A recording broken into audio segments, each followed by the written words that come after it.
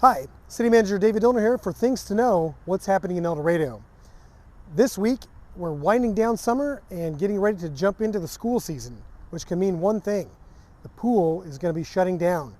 The city plans to shut the pool down beginning on Sunday. I think Sunday is the last day that you can get your swims in for the summer season. So make sure you get down there and get your last bit of swim fun in before we have to close the pool down for the season.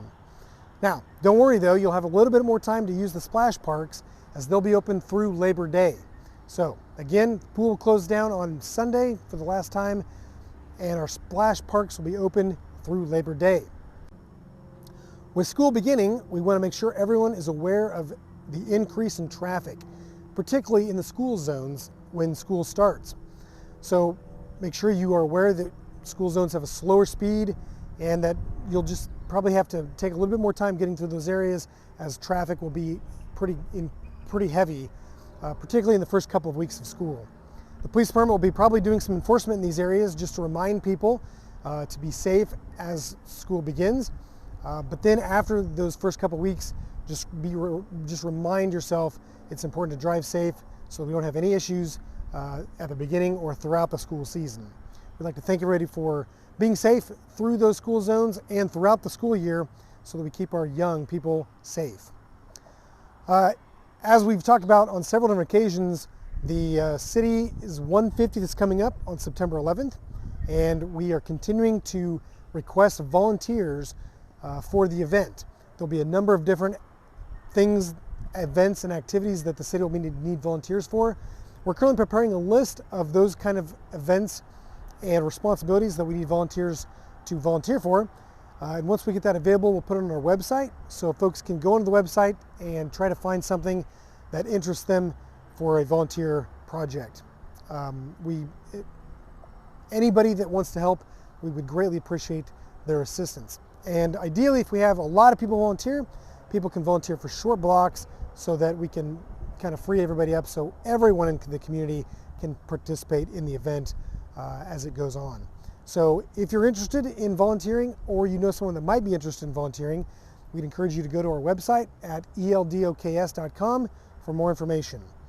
In addition to that, if you're a vendor or know someone who might want to vend at the 150th, go also to the city's website for more information on how you can vend your wares for the 150th. In addition to that, the city is very excited to offer its 150th celebration coloring book that will be made available during the celebration. You'll be able to pick these coloring books up at some point in the near future at various locations throughout town. And this coloring book is very unique and interesting because not only is it about El Dorado, but it's about some of the historical features of our community, such as the courthouse, McDonald Stadium, and a few of the other interesting things that make El Dorado so special and unique.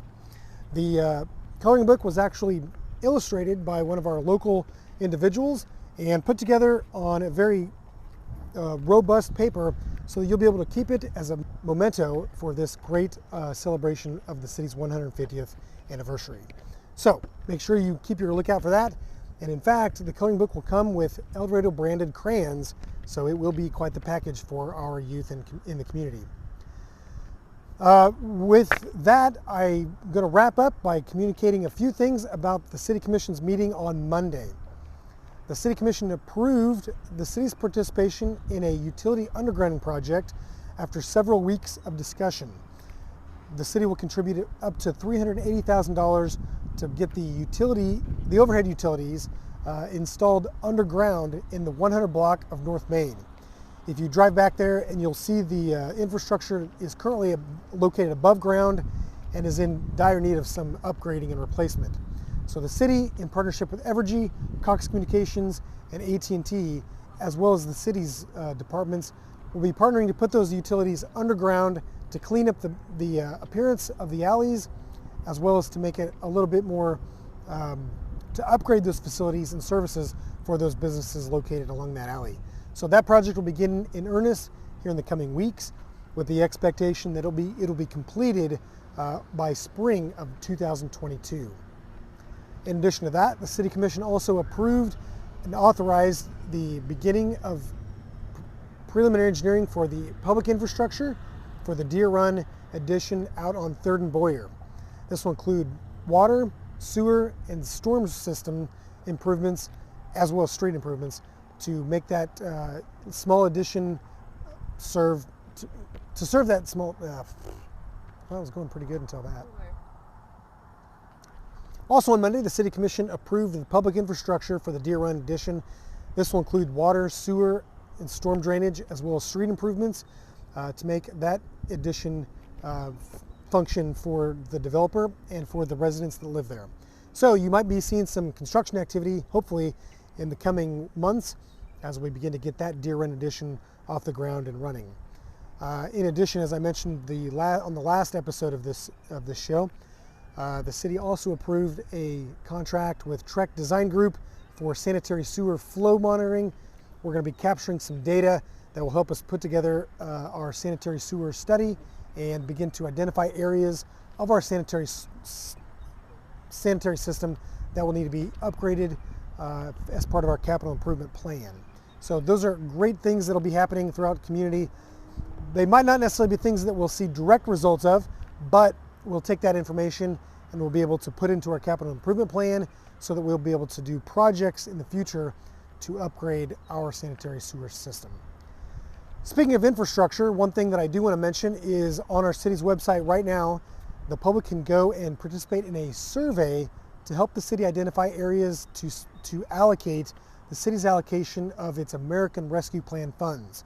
The city will be receiving $1.9 million from the United States Department of Treasury to be used on a number of different things, one of which is on public infrastructure, to include water, sewer, storm systems, and broadband infrastructure.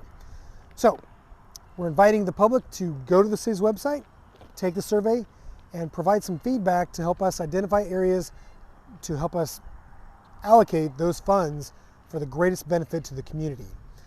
Please do so within the next week or so we can aggregate that data and then provide it to the people that will be making the decision, the City Commission, so that we can figure out where we're going to allocate our allocation of money. With that, I think that's all I have for this week. Thank you for tuning in, and we'll see you next week on Things to Know, What's Happening in El Dorado.